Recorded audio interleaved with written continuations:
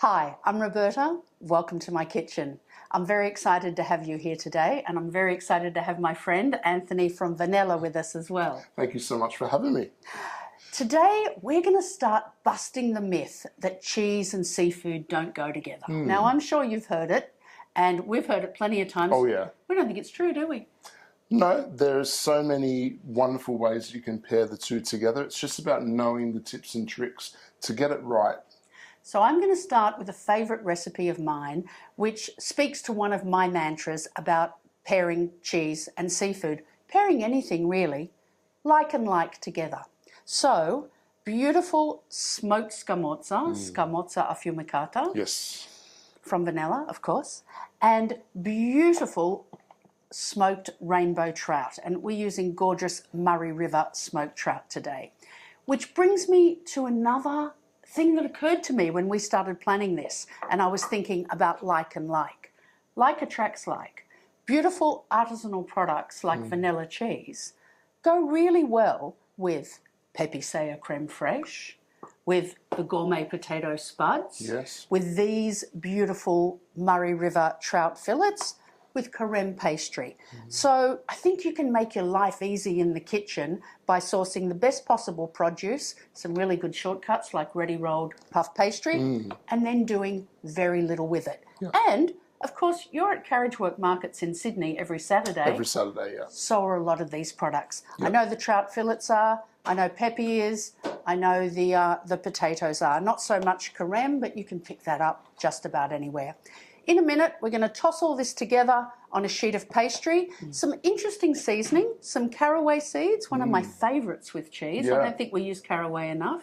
Yep. Little bit of sage, which we're going to fry off in your beautiful vanilla whey butter. Yep. And then a handful of fresh watercress. And look, if watercress wasn't around, it could be parsley, it could be basil, it could be some lettuce, it could be anything. Yep. Should we Lovely. get started? Yeah, I can already see it's going to be beautiful and rich and buttery. I can't wait to taste it. Okay, give me a second. We'll set up and we'll start cooking. Now remember I said this is easy. So I have some finely sliced brown onion in here. I have some of those beautiful Queen May potatoes.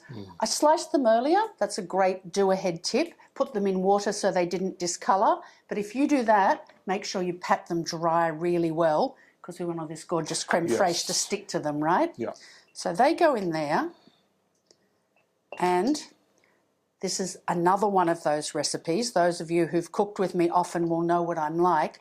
I need to get in there with my hands. Yep. So this is another one of those ones where I don't think you can do this except by getting in with your hands. I'm breaking that trout up roughly. I'm tossing my caraway seeds in there. In with my carefully measured, you don't have to be too careful, this is not a super precise recipe. In with my creme fraiche, could be sour cream if you can't get creme fraiche, but try and get a beautiful, naturally cultured creme fraiche like Pepe's, and then in with your hands and mush it all together. And these potatoes were microplaned. They were mandolined. Mandolined, yes. So that they're nice and thin. That's a really good point. I did them ahead of time on the Japanese mandolin. If your knife skills are better than mine, you might be happy to hand slice them. If you do use the mandolin, please use the guard. They're really good implements, but they're really dangerous if you don't use the guard, right, Chef? Have to use the guard. Okay. All right, let's grab the pastry. One of the many things I love about Carême pastry is it's already rolled out, and for this recipe, it's already the right dimensions. It's also handy because it's on a piece of plastic that makes it all, so I think it's more like wax paper that makes it easy to lift up. So all we're going to do, and I love having a sous chef in the kitchen as well, is we're going to pile all of this in the middle. Make sure your potatoes aren't too stuck together, and we're going to leave about a 5 centimetre or 2 inch border around the outside so we can fold it in. So this is a great pie because there's no blind baking, there's no pie base, there's no pie top. It's really free form, but it tastes and looks quite delicious. So there we go. That's all those bits. All the work's done in the oven. Exactly. Yep. So we'll spread that out. And as I said, the only trick is make sure your potatoes aren't too stuck together because you want it to cook evenly. Leave a couple of inches around the outside. Have a tea towel handy because you're going to get messy. And then we're just going to slice the cheese, pop it on top. I'm going to give it a sprinkle before I do that, actually. Yeah, give it a good season. Definitely.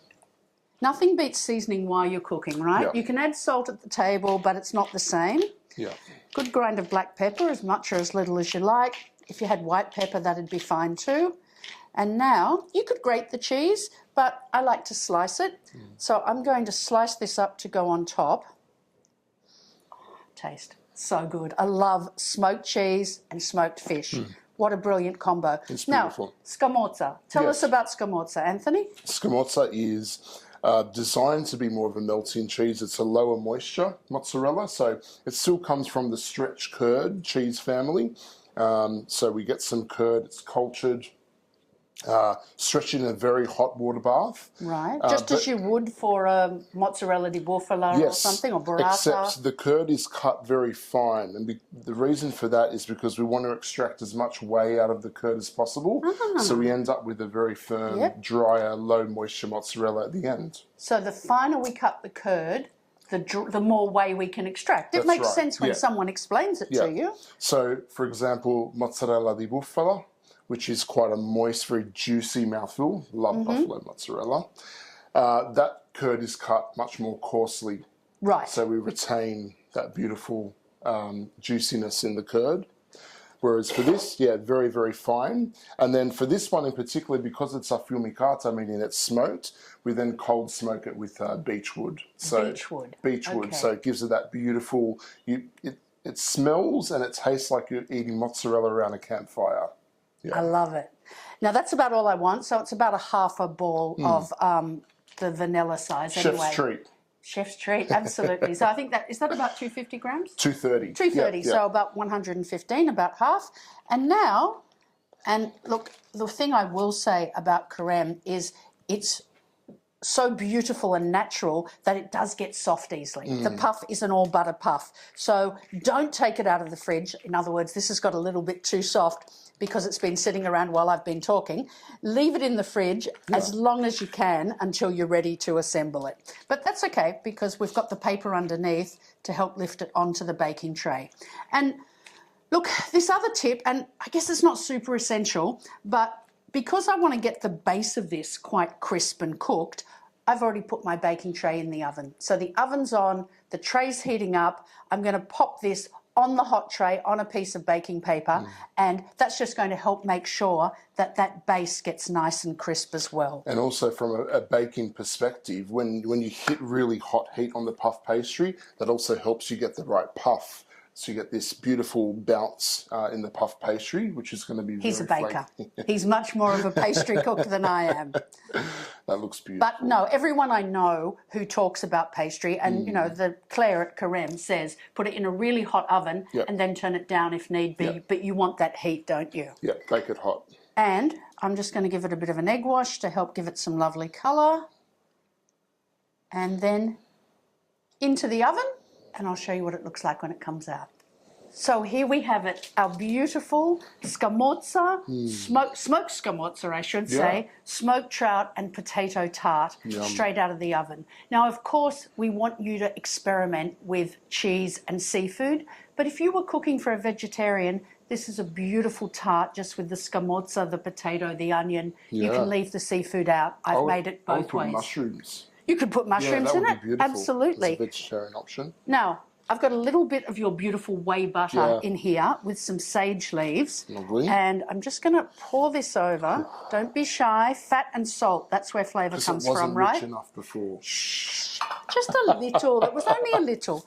And a good handful, as much or as little as you like, but I love watercress. Now, as I said, if you couldn't get watercress, because occasionally you can't, you could use another herb, but you know what? If I couldn't get watercress, I think I'd use a good peppery rocket. Yes. Because I want that pepperiness. No, it's not really bitter. It's spicy, isn't it? Yes. And it looks so pretty. Yeah. So there we go. Yum. Smoked fish, smoked cheese, match made in heaven. Buon appetito. Enjoy.